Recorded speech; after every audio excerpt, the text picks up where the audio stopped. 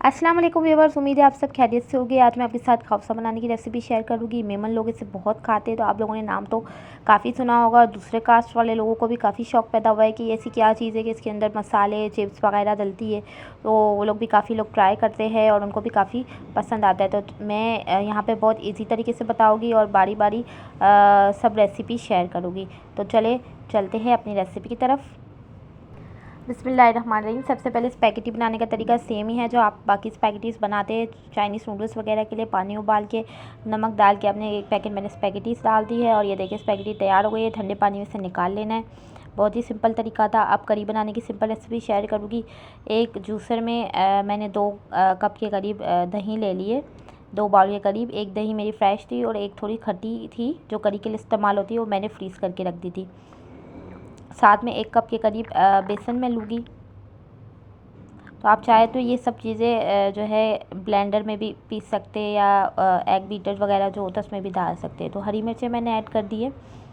साथ में फ्रेश धनिया मैंने एक पूरी ले ली है, उसे मैंने साफ़ करके जूसर में ही ऐड कर लिया है।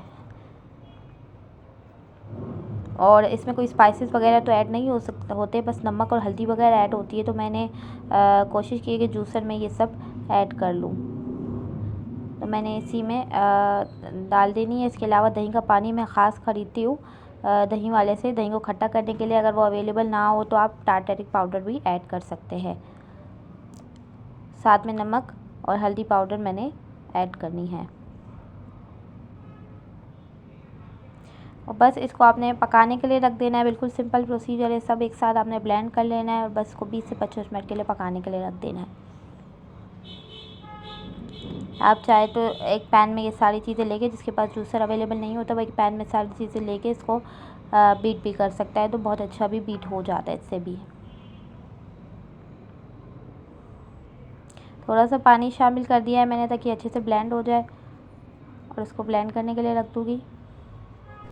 तो ये अच्छे से ब्लेंड हो गया है। थोड़ा सा मीडियम फ्लेम पे इसको शामिल कर दिया है करी के मिक्सचर को। साथ में इसी में थोड़ा पानी ऐड कर दिया क्योंकि करी आहिस्ता आहिस्ता गाढ़ी हो जाती है, तो पानी शामिल करना लाजमी होता है।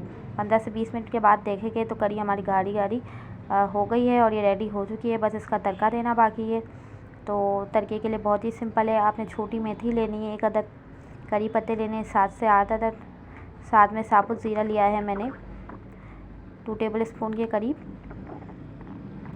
और इसके साथ ही अगर आप चाहें तो लहसुन वगैरह भी शामिल कर सकते हैं या गोल साबुत 2 से 3 अदद मैंने यहाँ पे लाल मिर्च ले ली और इसको अच्छे से मैंने जो है फ्राई कर लेना है कि इसमें एक अच्छी सी स्मेल आ जाए। जब इसमें एक अच्छी सी स्मेल आना शुरू हो जाती है तो फिर करी में आप इसको शामिल करते हैं तो बहुत अच्छा करी का जायका हो जाता है। तो इसको लाजमी एंड में शामिल करा करें तेल में फ्राई करके।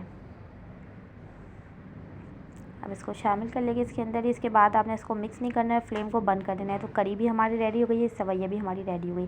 तो चलते हैं अपने बोटी की तरफ। तो बोटी के लिए सबसे पहले बीफ की भी बना सकते हैं, मटन की भी बना सकते हैं और चिकन की भी बना सकते हैं, आपके ऊपर डिपेंड करता है। लेकिन गोश्त की ये सबसे ज़्यादा अच्छी बनती है और खाने में भी मज़ा आता है एज़ कम्पेयर टू चिकन। तो साथ में यहाँ पे मैंने प्याज को ग्राइंड कर लिया है, 2 अदद प्याज लिए। इसको हल्का सा गोल्डन ब्राउन होने तक फ्राई करना है। बिल्कुल ये पिंकिश जब कलर में आ जाए तो आपने इसमें लहसुन अदरक का पेस्ट शामिल करना है। मेरे पास फ़िलहाल अवेलेबल नहीं था तो मैंने नहीं शामिल किया है। लेकिन मैं कुकर में क्योंकि इसको बना रही हूँ तो फिर ये आराम से गल जाएगी। 2 से 3 अदद टोमेटो का पेस्ट इस्तेमाल किया है। साथ में यहाँ पे मैंने बीफ की बोटियाँ ली है। छोटी छोटी बोटी आपने कट करवानी है और छोटी छोटी बोटी इसमें शामिल करनी। तकरीबन आधा किलो के करीब मैंने ली है। इसको मिक्स कर लेना है। मिक्स करने के बाद इसमें तमाम स्पाइसेस ऐड कर लिए हैं। नमक हस्बे ज़रूरत, black pepper powder ½ teaspoon, 1 teaspoon हल्दी पाउडर एंड 2 टीस्पून लाल मिर्च पाउडर।